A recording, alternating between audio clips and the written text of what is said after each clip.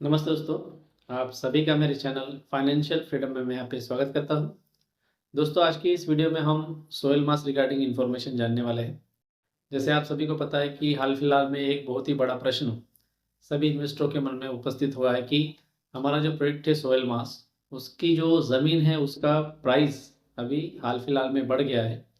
तो उसके पीछे क्या रीज़न है, या अगर वो प्राइस अभी बढ़ गया है तो उसका हमारे प्रोजेक्ट के ऊपर में क्या परिणाम होगा, या जितने भी हमारे इन्वेस्टर हैं जिन्होंने इस प्रोजेक्ट में निवेश किया हुआ है, उनके ऊपर में उसका क्या परिणाम होगा।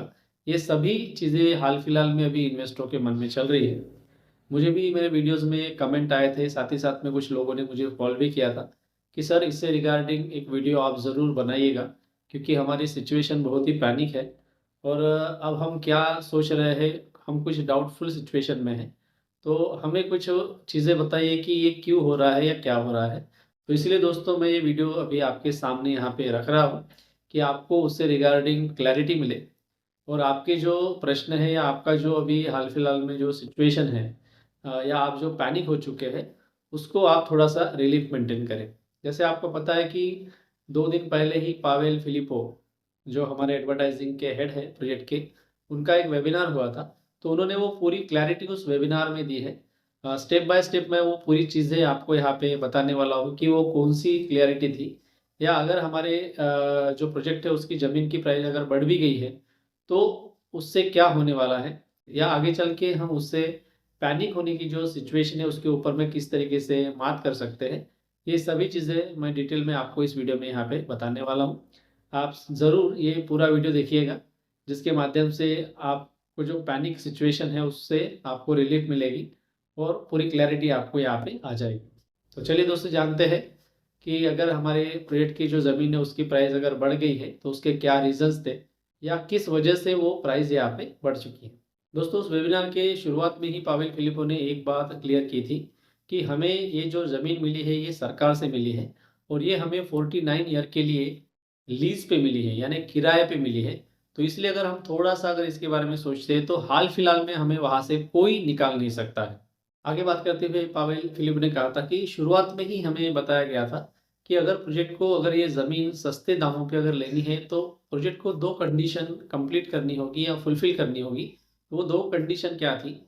उसमें से पहली कंडीशन थी कि प्रोजेक्ट को फैक्ट्री लगानी होगी और दूसरी कंडीशन थी कि जो प्रोजेक्ट ने फैक्ट्री लगाई है, तो वहाँ पे प्रोडक्ट का मैन्युफैक्चरिंग शुरू कर देना होगा। आगे बात करते हुए उन्होंने ये भी बताया कि इस ज़मीन को लेके जो भी बदलाव आए हैं, वो मॉस्को सिटी को लेके है और साथ ही साथ में मॉस्को रीजन को भी लेके है। लेकिन रूस के बाकी शहरों में ये कंडीशन बदली नहीं गई है। ये कंडीशन जैसे के वैसे ही रखी गई है। और अगर हम स्पेशल रेट पे अगर उस ज़मीन को खरीदते तो उसका रेट क्या होता? तो इसके बारे में भी इन्फॉर्मेशन देते हुए पावेल फिलिपो ने कहा था कि अगर हम स्पेशल रेट के ऊपर में अगर इस ज़मीन को खरीदते तो हमको जो रेट मिलता था वो मिलता था $10,000 से लेके $100,000, इसके बीच में वो रेट हमें मिल सकता था। लेकिन नई कंडीशन के हिसाब से सरकार ने जो रेट लागू किए हैं, वो स्पेशल इकोनॉमिक ज़ोन में जितने भी न प्रोजेक्ट आते हैं उन सभी के लिए लागू किया गया है। मात्र सिर्फ़ हमारे लिए ही लागू किया गया है ऐसा नहीं है। और साथ ही साथ में मॉस्को रीजन में जितने भी पेरीफेरी में प्रोजेक्ट आते हैं या मॉस्को में जितने भी प्रोजेक्ट आते हैं, उन सभी के लिए ये जो बदलाव हुआ है, ये बदलाव लागू किया गया है।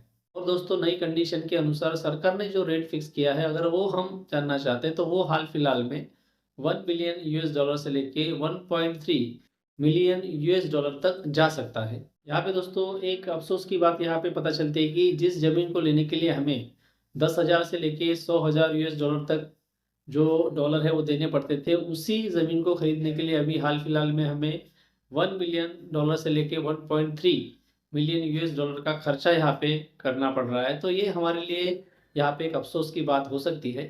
लेकिन दोस्तों, अगर हम यहाँ पे हमारे पूरे प्रोजेक्ट को लेकर चले, तो $1 मिलियन 1% से भी यहाँ पे कम होता है। लेकिन दोस्तों, ये ऐसी भी क्रिटिकल बात नहीं है जिसकी वजह से हमारा प्रोजेक्ट बिगड़ जाए। दोस्तों, यहाँ पे पावेल फिलिपो ने एक बात के ऊपर में ज़ोर देते हुए कहा था कि सोवेलमास और मॉस्को सरकार के बीच में बात हुई थी कि स्पेशल इकोनॉमिक ज़ोन में फैक्ट्री लगाई जाएगी और वहाँ पे मैन्युफैक्चरिंग की जाएगी।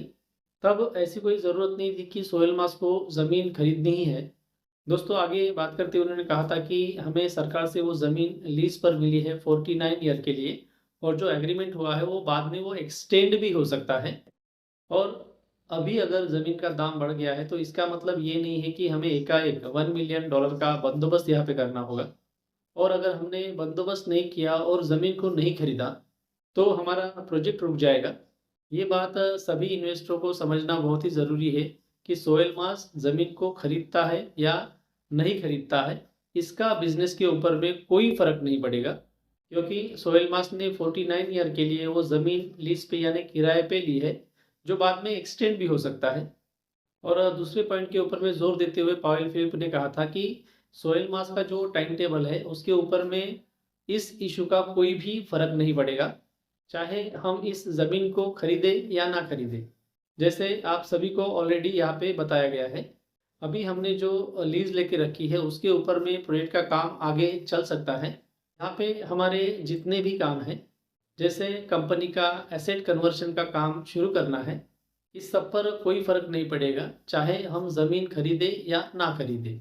लेकिन यहाँ पे एक बात से फ़र्क पड़ेगा, जब कंपनी का टोटल इवैल्यूएशन होगा, उसमें ज़मीन का रेट ऐड नहीं किया जाएगा। तो अभी हाल फिलहाल में प्रोजेक्ट का जो रोड मैप है या जो टाइम टेबल है, उसके ऊपर में इसका कोई फ़र्क नहीं पड़ने वाला है। सोहेल मास के प्लान में ज़मीन को खरीदना है, लेकिन ज़रूरी नहीं है कि वो ज़मीन आज ही खरीदी जाए। हो सकता है प्लान के मुताबिक कुछ सालों में खरीद लें, या आगे चल के कंपनी को जो प्रॉफिट आना शुरू हो जाएगा, उस प्रॉफिट से भी ज़मीन खरीदी जा सकती है। अभी ये प्रोजेक्ट को सोचना है कि इस ज़मीन को, प्रोजेक्ट को जो प्रॉफिट आएगा उस प्रॉफिट से खरीदना है, या हाल फिलहाल में जितने भी इन्वेस्टर हैं जो इस प्रोजेक्ट में निवेश कर रहे हैं और उनके पास में से जो पैसा आ रहा है, उस पैसे से इस ज़मीन को खरीदा जाए। ये दोनों ही ऑप्शन हाल फिलहाल में प्रोजेक्ट के पास में अवेलेबल है।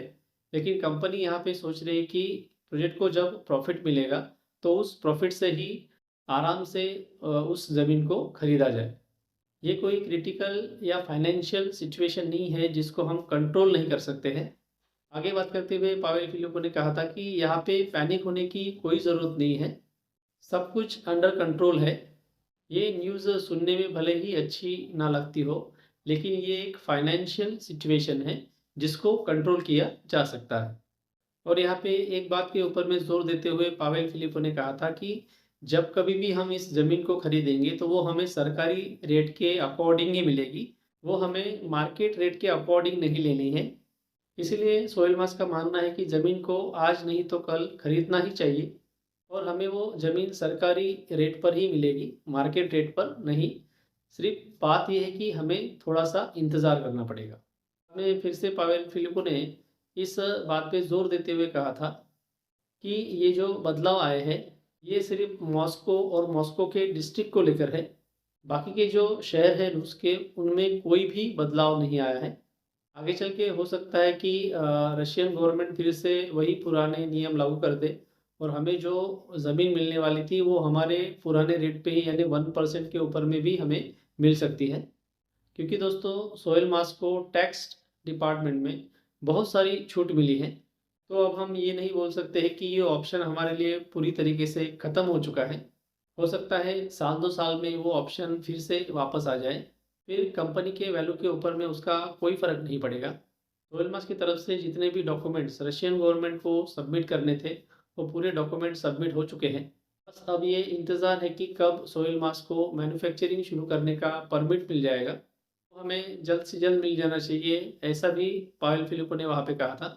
पावेल फिलिपो ने आगे बात करते हुए दोस्तों ये भी कहा था कि अभी मेरे पास में और बहुत सारी अपडेट्स है, लेकिन हाल फिलहाल में मैं आपको यहाँ पे बता नहीं सकता हूँ। जब डूइनो दिमित्री उस चीज़ को ऑफिशियली अनाउंस करेंगे, तभी मैं आपके साथ में वो चीज़ें सभी शेयर करूँगा। लेकिन वो इन्फॉर्मेशन जल्दी से जल्दी मिलने की संभावना यहाँ पे है। हमारा मानना है कि अब हमें सर्टिफिकेट मिलने के लिए कोई रुकावट नहीं आनी चाहिए, क्योंकि सारे डॉक्यूमेंट जो हमें सबमिट करने चाहिए थे वो हमने सबमिट कर दिए हैं। आगे बात करते हुए पावेल फिलिप ने ये भी कहा था कि अभी हमारे पास में मैन्युफैक्चरिंग का सर्टिफिकेट नहीं है, लेकिन इसका मतलब ये नहीं है कि हम मैन्युफैक्चरिंग नहीं कर सकते। थोड़ा बहुत छोटा-मोटा मैन्युफैक्चरिंग शुरू भी हो चुका है, वो सभी लोगों को पता है, और उसका कारण है क्योंकि स्पेशल इकोनॉमिक जोन में जो लोग काम कर रहे हैं उनको भी ये लगता है कि सोहेल मास जल्दी से जल्दी अपना काम शुरू कर दे, क्योंकि स्पेशल इकोनॉमिक जोन के तहत जो लोग वहाँ पे काम कर रहे हैं उनकी भी छवि या उनका भी नाम यहाँ पे खराब हो सकता है। अभी ये सिर्फ फॉर्मेलिटीज़ की बात रह गई है। हमें लगता है कि जल्दी से जल्दी वो सर्टिफिकेट हमें मिल जाना चाहिए, और जब हमें वो सर्टिफिकेट मिल जाएगा तो हम पूरी तरीके से सोयल मास का प्रोडक्शन शुरू कर पाएंगे। ऐसी भी बात वहाँ पे उन्होंने बताई। यही इन्फॉर्मेशन दोस्तों मुझे आपको इस वीडियो के माध्यम से बतानी थी, जो बहुत ही इम्पोर्टेंट थी और सभी के मन में इस प्रश्नों को लेके बहुत ही क्रिटिकल सिचुएशन तैयार हो चुकी थी। तो मैं आशा करता हूँ कि ये वीडियो को देखने के बाद में आपके मन में जितने भी डाउट्स हैं वो क्लियर हो चुके होंगे। तो मिलते हैं दोस्तों अगले वीडियो में कुछ नई अपडेट लेके, जो हमारा प्रोजेक्ट सोयल मास से रिलेटेड हो। तब तक के लिए सभी को जय हिंद, जय भारत।